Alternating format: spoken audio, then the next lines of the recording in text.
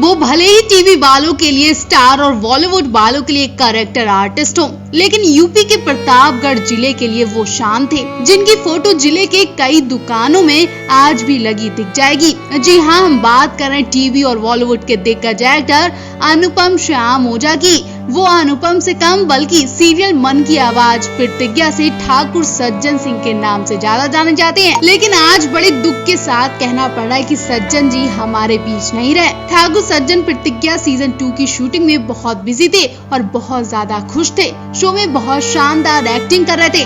अनुपम की एक्टिंग को बहुत पसंद किया गया, लेकिन अचानक अनुपम हम सबको छोड़कर चले गए। अनुपम काफी वक्त से किडनी जैसी बीमारी से संक्रमित थे। हाल ही में उनकी बीमारी और आर्थिक तंगी के बाद कई स्टार्स ने उनकी इलाज के लिए मदद भी की थी। सज्जन कुछ ठीक हुए थे तो उन्होंने शूटिंग भी शुरू कर दी थी।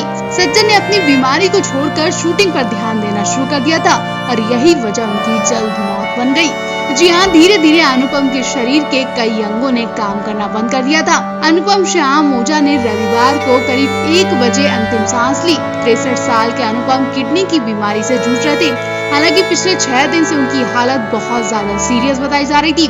कल रात उनके मल्टीपल ऑर्गन फेल हो गए थे, जिसके बाद डॉक्टर ने उनके बचने की उम्मीदें भी छोड़ दी थी। अनुपम के भाई अनुराग श्याम ने बताया कि ज्यादा पानी पीने की वजह से उनके भाई की हालत और ज्यादा बिगड़ती चली गई।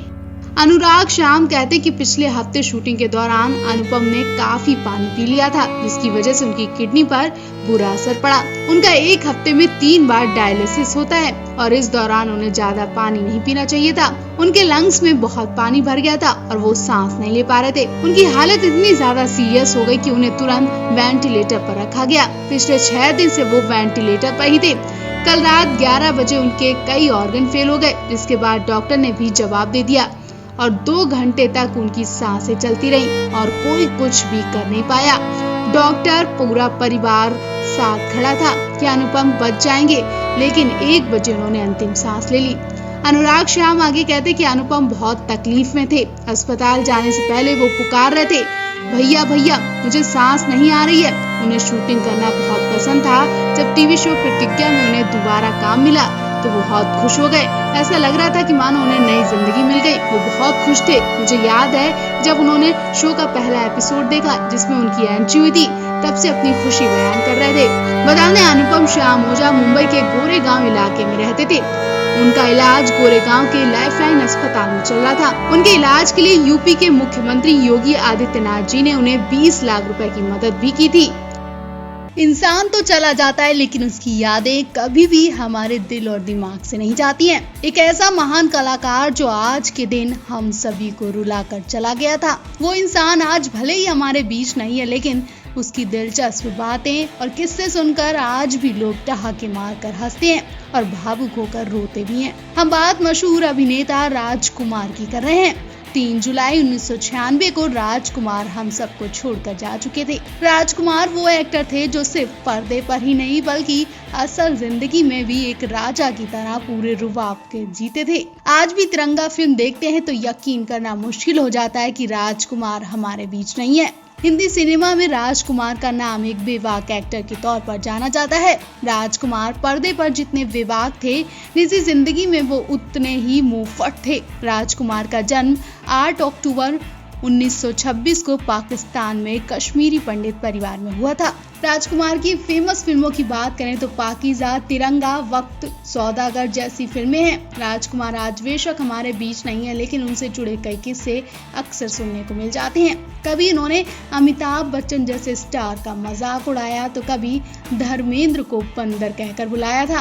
राजकुमार जिंदा दिल इंसान थे और आज हम आपको उनकी जिंदा दिली का एक किस्सा सुनाने जा रहे हैं। राजकुमार साहब बात करते हुए भी अपना स्टाइल नहीं छोड़ते थे। ये बात तो सभी जानते हैं कि उनकी मौत गले के कैंसर से हुई थी और बहुत हैरानी की बात है कि राजकुमार ने अपनी ये बीमारी लंबे टाइम तक इंडस्ट्री से छुपा कर रखी थी। किसी को कानों कान खबर नहीं हुई थी कि राजकुमार इतनी बड़ी बीमारी से जूझ रहे थे और जब वो चले गए तब लोगों को पता चला। मीडिया में इस बात का तमाशा ना बने, इसलिए उन्होंने ये बात सिर्फ अपने तक और अपने बेटे तक रखी थी। लेकिन जब दिलीप कुमार को इस बात का पता चला तो उन्होंने राजकुमार को सद्भावना देने की कोशिश की, लेकिन यहाँ तो राजकुमार अपने डायलॉग बोलने से माने ही नहीं। जी हाँ, उन्होंने अपनी बीमारी को एक मजाक ही बना दिया था। दिलीप कुमार जब उनकी तबीयत पूछने के लिए उनके घर गए, जैसे ही दिलीप कुमार ने राजकुमार की बीमारी का अफसोस जताया, इस पर राजकुमार ने अपने चिर परिचित अंदाज में कहा, जानी हम राजकुमार हैं, हमें सर्दी जुकाम जैसी मामूली बीमारी थोड़ी होगी, हमें कैंसर हुआ है, कैंसर। मौत के करीब राजकुमार का ये अंदाज दिलीप कुमार को गमगीन कर गया और वो उल्टे पैर घर लौट आए। भले ही राजकुमार उस वक्त मजाक में कर रहे थे, लेकिन दिलीप कुमार को बहुत दुख हुआ, क्योंकि उनका दोस्त इस बीमारी से गुजर रहा था और उसके चेहरे पर जरा भी सिकंज नहीं था। मौत की दहलीज पर खड़े राजकुमार के चेहरे पर अंतिम समय तक भी वो रौब देखा जा रहा था जो पूरी जिंदगी उन्होंने रखा। जब भी बॉलीवुड में शानदार डायलॉग बोलने वाले स्टार का जिक्र होता है तो सबसे पहले एक्टर राजकुमार का नाम ऊपर आता है। अपने यूनिक डायलॉग बोलने के अंदाज के कारण उन्हें हमेशा याद किया जाएगा।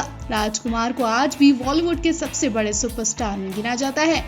मरते दम तक की शूटिंग के दौरान जब राजकुमार के शरीर पर फूल माला चढ़ाई जा रही थी तो उन्होंने यहाँ भी डायलॉग बोला। उन्होंने कहा, जानी आज पहना लो हार, जब वाकई जाएंगे तो आपको पता भी नहीं चलेगा। और ऐसा ही हुआ। कैंसर से जूझ रहे राजकुमार एक दिन अचानक ही दुनिया छोड़कर चले गए और किसी को उनके जाने पर यकीन नहीं हो रहा था। पूरा देश शॉक था कि सही सलामत एक्टर अचानक कैसे जा सकता है, लेकिन लोगों को क्या पता कि वो खतरनाक बीमारी से जूझ रहे थे। फिर वो हंसते बोलते और डायलॉग से खेलते थे कि लोगों को उनकी बीमारी का पता ही नहीं चला। कहा जाता है कि राजकुमार को असल जिंदगी में समझ पाना बहुत मुश्किल था। नाना पाटेकर ने एक इंटरव्यू में इस बात का खुलासा किया था कि तिरंगा फिल्म की शूटिंग के दौरान उन्होंने राजकुमार के संग बहुत टाइम बिताया, जिससे मालूम चला कि वो दिल के बहुत ही अच्छे इंसान हैं, बस लोग उन्हें समझ नहीं पाए। राजकुमार को गए 26 सालें हो चुकी हैं, लेकिन अभी तक वो लोगों के दिलों में बसे हैं। इसका एक ही कारण है कि उन्होंने जिसके साथ भी काम किया या वो जिससे भी मिले खुले दिल से। राजकुमार बहुत कम टाइम में किसी के भी चहेते बन जाते थे। यही वजह है कि आज भी लोग राजकुमार को भूल नहीं पाए हैं। उनके जानी वाले डायलॉग तो आज भी बोले जाते हैं। आप इस दिग्गज महान कलाकार के लिए क्या कहना चाहेंगे? कमेंट बॉक्स में अपनी राय जरूर दें।